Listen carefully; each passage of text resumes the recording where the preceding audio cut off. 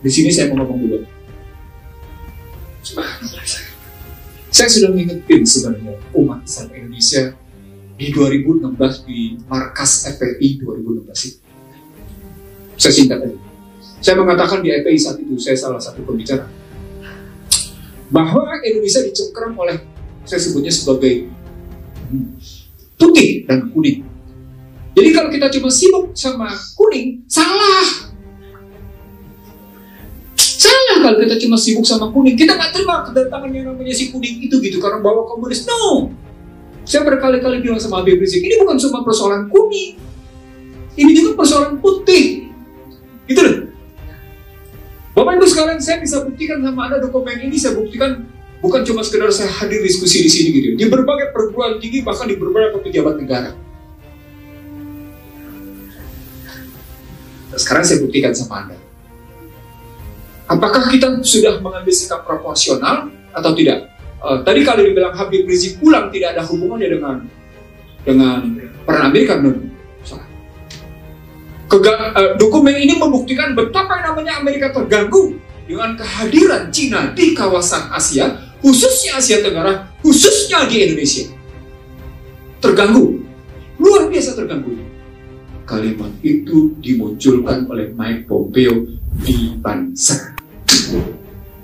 Ulang ya, kalimat itu dimunculkan oleh Mike Pompeo di Banser. Kalimatnya sederhana, ajaran komunis itu berbahaya. Itu kata Pompeo. Oh, bawa pesan dia. Saya ingat betul karena saya waktu itu adalah orang yang demikian aktif menulis dalam proses itu ya. Jadi pesan-pesan itu ke bawah. Sama tadi Najamuddin pergi sih. Pesan Obama di 2010 di UI. Salah Najamuddin melihatnya. Obama sedang melakukan soft diplomasi. Lo di bawah ketiak gua, lo macam-macam. Terus soft diplomasi. Gue lagi krisis ya. Tapi lo yang cerdas-cerdas, tetap gua kasih beasiswa. Apa ini? Lo tetap jadi pesuruh gua, lewat ilmu gua biayain lo, supaya lo jadi pesuruh gua. Itu bahasa benernya.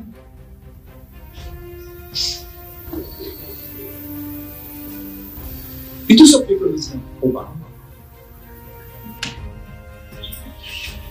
Saya mulai masuk ke Rizik. Pas sekalian ketika Rizik diasimilasi di Depok, gitu ya, saya berkunjung. Saya, Roma Irama, dan seorang teman.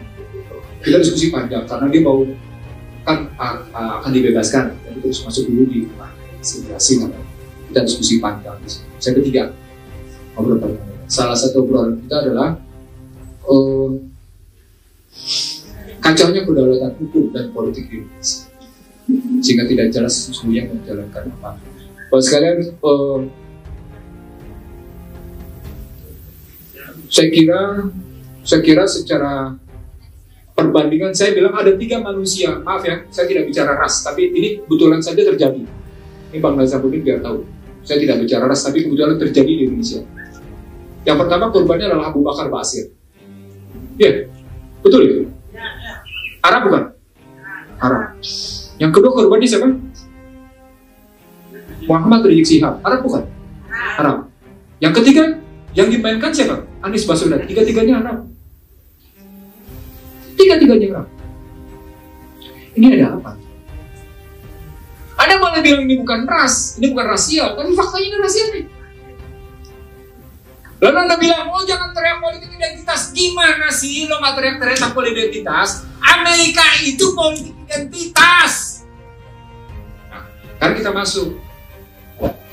Waktu dialog-dialog kayak gitu, akhirnya ketemu dengan peristiwa 411 dan 212. Ya saya menyaksikan mata kepala lah apa yang terjadi pada 411, 212. Saya ada di sana dan di panggung. Saya lihat bagaimana cerita 212 ketika seorang menyatakan selamat datang, terima kasih, selamat, dan pergi. Saya lihat itu, tapi saya janji dalam hati saya untuk sesuatu yang tidak saya ungkapkan, tapi saya membaca bahasa tubuh. Dalam ilmu komunikasi, bahasa tubuh jauh lebih penting daripada kata-kata yang terucapkan. Dalam ilmu komunikasi ada 3 hal yang dilihat: explicit message, implicit message, dan message posisi. Saya mau baca ketiga-tiga. Nah, saya singkatin, saya masuk ke Rizik. Jadi kalau Rizik kemarin sudah bicara revolusi akhlak sebelum pulang dan disampaikan lebih dahulu oleh Sobri dengan menyebut revolusi, maka sesungguhnya Sobri itu cuma mengutip pendapat Rizik pada 4 Juli 2017 di Yaman. Saya ulang ya, Yaman. Rizik bilang, rekonsiliasi atau revolusi. Ini 4 Juli nih, 2017. Jadi bukan kemarin yang ngomong. Dia ngomong Juli 2017 gitu posisinya. Rekonsiliasi, sikap kesatria Habib dan ulama dalam mengimplementasikan ruh aksi bela Islam 411 dan 212 yang selalu mengedepankan dialog serta perdamaian semua pihak. Tadi artinya boleh rekonsiliasi, tapi ada dialog. Dialognya apa? Dialognya adalah kalau yang kemarin, bebaskan kriminalisasi yang mereka ditahan secara politik, stop kriminalisasi terhadap ulama dan aktivis. Kalimat berikutnya, tidak ada rekonsiliasi tanpa stop penistaan terhadap agama apapun. Ini yang menarik. Ini yang menarik. Rizik tidak hanya bicara soal kulit-kulit, tapi dia juga bicara soal kulit-kulit. Seperti saya bilang 2016 saya ngomong di FPI. Tidak ada rekonsiliasi tanpa penyebaran paham komunisme, marxisme, leninisme, dan liberalisme serta paham sesat lainnya. Pernah ingat istilah sivilis ya? Nah ini dia. Jadi di sini Rizik saya lihat konsisten. Usia ini lama.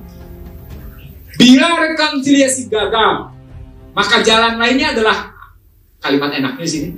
Jihad untuk revolusi damai. Damainya diganti menjadi revolusi akhlak. Ini Rizik ngomong 2017, bukan baru.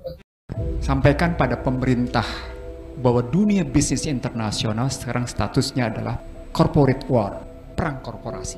Pernyataan Biden semalam di G7 ketika melihat Cina itu menunjukkan corporate war itu luar biasa. Bagaimana Biden berusaha melindungi industri semikonduktor Amerika. Saya ingin mengatakan pada Anda berdua dan kalau sekarang dengar oleh pemerintah, corporate war itu artinya bisnis di mancanegara akan menyerang habis-habisan pasarnya seperti Indonesia. Jadi cara berpikir Gojek dengan Singtel dan belakangnya adalah dalam rangka menyerang rakyat Indonesia. Jangan mikirnya sembarang, jangan cetek mikirnya. This is a corporate war. Bergeser dia dari G2G, B2G, bergeser dari, bahkan kalau saya pakai hubungan internasional, multipolar, unipolar, sekarang bergeser dia menjadi quadrupolar. Dan kita, saya bilang sama Anda berkali-kali, bahkan di sebuah YouTube saya bilang, kita ketinggalan zaman untuk melihat corporate war. Anda bisa lihat bagaimana namanya Facebook berhadapan dengan pemerintah Australia. Bagaimana kemudian Facebook harus berhadapan dengan Federal Reserve dan Menteri Keuangan Amerika. Ketika Facebook sudah melahirkan Libra, itu corporate. Saya ingin mengatakan sama Anda sekarang, kalau BUMN modelnya masih kayak gini dengan model ekosistem, aduh ini udah corporate war bos. Ekosistem ini sepat, kecil. Saya tidak ingin mengudahi Anda, tapi saya ingin mengatakan sama Anda, dalam pertarungan IT ke depan, it's a part of ICT war. Yang ketemunya dengan financial war, ini bagian dari perang ICT, ketemunya dengan financial, ketemunya dengan trading, ketemu dengan economic ideology war, perang ideologi ekonomi. Saya tidak tahu sampai seberapa jauh pemerintah sudah membicarakan ini. Tapi yang saya tahu, di panggung internasional saja, di Amerika saja, perdebatan antara Brookings Institute, teman-teman itu, dengan kelompok yang namanya mainstream, dengan kelompok yang melakukan perlawanan, itu serunya amat sangat luar biasa. Anda tahu nggak semalam? Semalam terjadi betapa cerita tentang kehadiran Turki bersama Rusia dan bersama Cina dalam konstruksi menghadapi G7 misalnya. Luar biasa, beyond that is corporate war. Jadi kalau saya mengingatkan ini seperti sekarang dengan mengambil utang, itu karena konstruksi mereka di belakang itu adalah tetap jalur mereka untuk masuk adalah utang. Nah, karena jalur mereka masuk adalah utang dan itu pendekatan keuangan. Saya ingin mengatakan begini, data yang saya punya, sekali lagi bantahlah data ini ke Bank Indonesia dan Kementerian Keuangan. Kenapa saya masuk sebagai corporate war? November 2014, Joko Widodo sebagai Presiden Republik Indonesia meningkatkan harga premium dari 6.500 menjadi 8.500. Saya tanya sama Anda, apa maksudnya? Ini melepas harga minyak liberal. Anda kalah, Refli. Anda kalah dalam corporate war tadi. Saya kebetulan memang kajian saya di ekonomi politik. Tetapi angka-angka ini menjadi menarik ketika kita lihat ternyata, walaupun tadi Arya bilang, masih kecil kok dibandingnya namanya utangnya. Jangan ngeliat utang kecilnya. Lihat ya namanya konstruksi mereka melakukan hostile takeover namanya. Itulah cara-cara konglomerat Indonesia kemarin mengambil sejumlah BUMN. Dari pintu belakang mereka ngambil. Nah itu yang mestinya kita tahu. Sama seperti bagaimana misalnya kereta api Jakarta-Bandung. Ada 3 BUMN terlibat. Tapi komponennya nanti gimana? Mesti kita lihat. Misalnya ternyata katakan PTP Jawa Barat memberikan kontribusi pada teh wal ini sebesar 2.900 sekian hektar sebagai bentuk keterlibatan. Begitu juga yang namanya kemudian kereta api lainnya. Saya ingin mengatakan sama Anda, hati-hati di sini. Ini adalah bagian dari corporate war. Investasi tadi adalah 5I.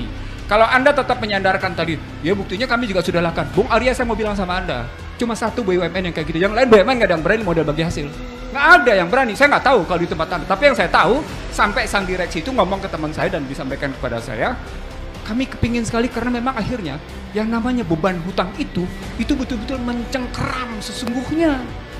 Sebagai penutup, di era kemarin ada 3 bank plat merah yang dipaksa untuk menerima penempatan dana dari Cina. 1 bank plat merah menolak. Apa dampaknya? Si bank plat merah yang menolak itu keuntungannya tetap membaik. Nggak usah saya sebut. 3 bank yang lainnya tetap terseok-seok. Kenapa? Karena kena beban nilai tukar. Ada penempatan dana dari luar yang ditaruh di situ. Bank plat merah yang satu itu nggak mau dia. Kebetulan direksi dan komisarisnya kenal sama saya. Mari kita berdebat soal currency, saya bilang. Mari kita. Dan mereka bilang, gue setuju kok. Makanya kami menolak katanya. Itu di Menek BUMN yang lama posisinya. Saya tidak tahu sekarang sampai seberapa jauh memang akhirnya. Sorry ya, ini kajian ekonomi politik dalam perspektif currency. Kenapa ini saya omongin, Refli, sebagai pelengkapan untuk sesungguhnya andai kata tidak ada pandemi, redenominasi sudah diberlakukan di Juni 2000 kemarin.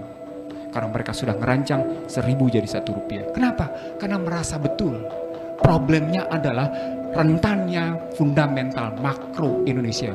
Saya sudah baca itu rancangan itu. Nah, sesungguhnya BUMN lah yang bisa menjadi penyelamat agar redenominasi itu tidak terjadi. Kenapa? Karena BUMN lah yang masih tetap dirisaukan oleh para konglomerat domestik dan konglomerat luar.